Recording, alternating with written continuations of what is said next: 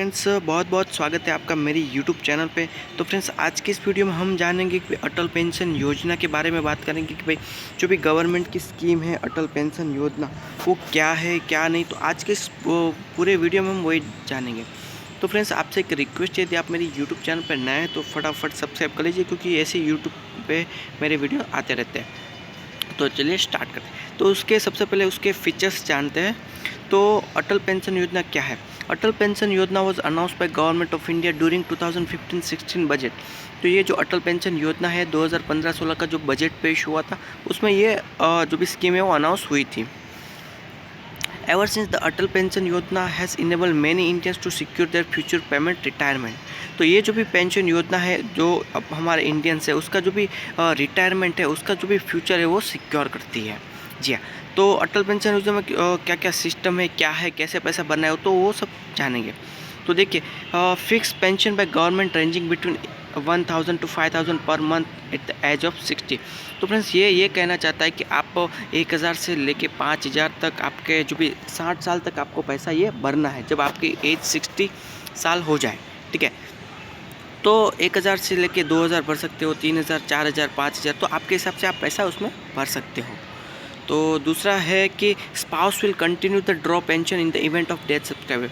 तो ये केस में क्या होता है, आपका यदि APY अटल पेंशन योजना में नाम है और आपका कोई जो भी है डेथ हो जाता है, तो उसका जो भी स्पाउस है, मतलब उसकी पत्नी है, वाइफ है, तो उसको उसका पैसा मिलता है। तो वो पेंशन कंटिन्यू रहता है जब तक वो जिंदा रहते हैं। उसके बाद नॉमिनी को भी उसका पैसा मिलता है। और nominee to receive covers up to 8,50,000 in case of death of both subscriber and spouse. तो फ्रेंड्स, यदि किसी भी जो नॉमिनी है उसके जो भी, सपोज मान लो कि आप उसके सन हो, यदि आपके फादर मदर का डेथ हो जाता है, तो इन केस में आपको 8.5 लाख रुपया वो आपको एज अ वो जो भी है उसका पेमेंट मिलेगा। ठीक है। तो दूसरा क्या है, दूसरा है contribution to be remitted monthly through auto debit from the linkage bank saving account. तो ये जो भी पैसा है वो बैंक अकाउंट से कटेगा आपके। तो हर मंथली आप चाहे तो मंथली करवा सकते हो, ईयरली करवा सकते हो। तो आपके हिसाब से जो आपको सूटेबल लगे वो आपके बैंक अकाउंट से कटना चाहिए। और जी हाँ, उसमें कंपलसरी आपका बैंक अकाउंट होना चाहिए।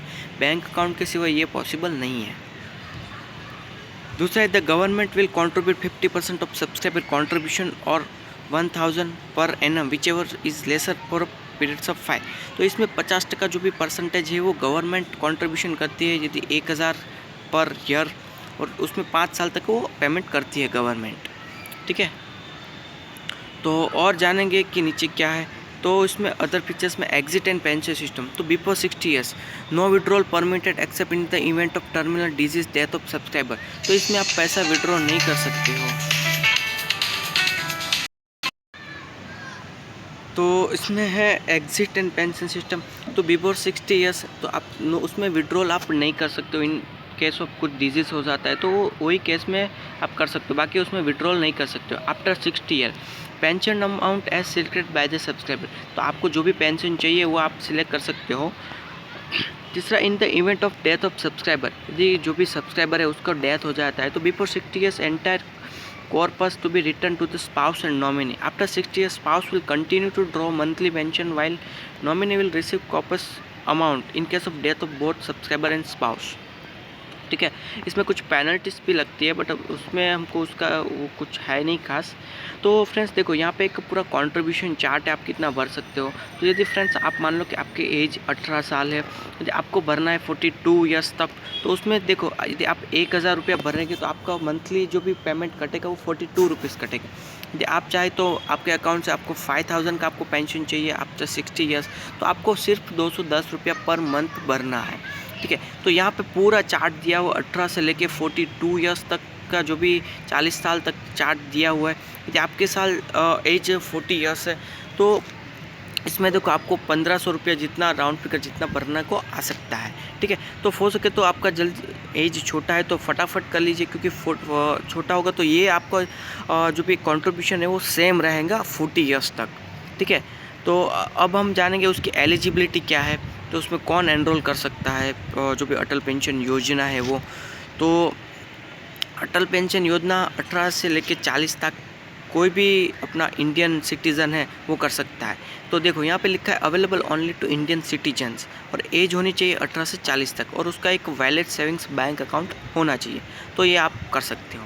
और दूसरा है यहाँ पे टैक्स बेनिफिट। जी हाँ, तो फ्रेंड्स इसमें आपको टैक्स बेनिफिट्स भी मिलता है। जी हाँ, देखो इसमें जो भी कंट्रीब्यूशन है, मैं आपको पूरा नहीं बताता हूँ, मोटा मोटा मैं आपको समझा देता हूँ। Contribution made by the individual under the Atal pension Yojana are eligible for the deduction under section 80CC(d) in the of the income tax act 1961। तो इनकम टैक्स का जो एक्ट है उसमें 80CC के अंडर ये जो भी आप जितना भी भरोगे वो टैक्स बाद रहेगा। ठीक है, maximum deduction allowed under section is 80CC(d) the income tax 1961 10%। तो यहाँ पे आप यदि कोई 80C का आपको टैक्स लग रहा है, तो यदि आप अटल पेंशन योजना करो तो इसमें आपको 80C में ये जो भी पूरा है वो पूरा बाद मिलेगा। ठीक है, तो फ्रेंड्स ये था जो भी अटल पेंशन योजना का बेनिफिट। तो फ्रेंड्स यदि तक आपने एनरोल नहीं किया है तो फटाफट कर दीजिए, क्योंकि अटल पेंशन योजना एक सिक्योर आपके रिटायरमेंट के बाद आपको एक अच्छा खासा पेंशन आपको जो भी फैमिली है, जो भी होल्डर है उसको मिलता है। यदि एक्सपायर हो जाए तो उसको भी 8.5 लाख रुपये तक का जो भी है वो पूरा मिलता है। तो फ्रेंड्स मैं आपको एक दूसरा चार्ट समझाऊंगा कि यदि फ्रेंड्स आप हो सके तो जितना हो सके, यदि आपकी एज छोटी है तब से करवा लीजिए, तो कि आपका जो भी प्रीमियम जो रहेगा आप बैंक अकाउंट से भरेंगे वो काफ़ी कम आएगा। देखो यहाँ पर मैं आपको पूरा चार्ट दिखाने की कोशिश करूँगा आपको। देखो उसमें टोटल 5000 तक आप उसमें पैसा वो कर सकते हो। देखो यदि मान लो कि अभी आपकी एज है 30 साल, तो 30 साल में फ्रेंड्स आपका जो भी प्रीमियम है वो कितना आएगा 577। और यही सेम चीज़ देखिए, यदि आपने 18 साल में यदि ये करवाया होता तो आपका पेंशन अमाउंट जो भी मंथली है 5000 के लिए वो सिर्फ 210 रहता।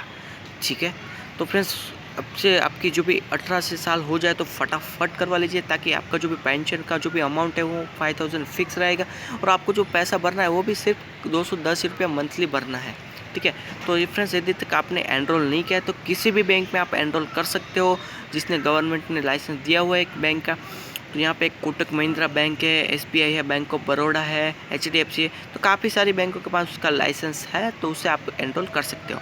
ठीक है, तो फ्रेंड्स होप करता हूँ आज का वीडियो पसंद आया होगा। पसंद आए तो वीडियो को कर दीजिए लाइक से सब्सक्राइब, चैनल को कमेंट करना ना भूलें। तो फ्रेंड्स फिर मिलेंगे नए वीडियो के साथ, तब तक के लिए जय हिंद, भारत, नमस्कार।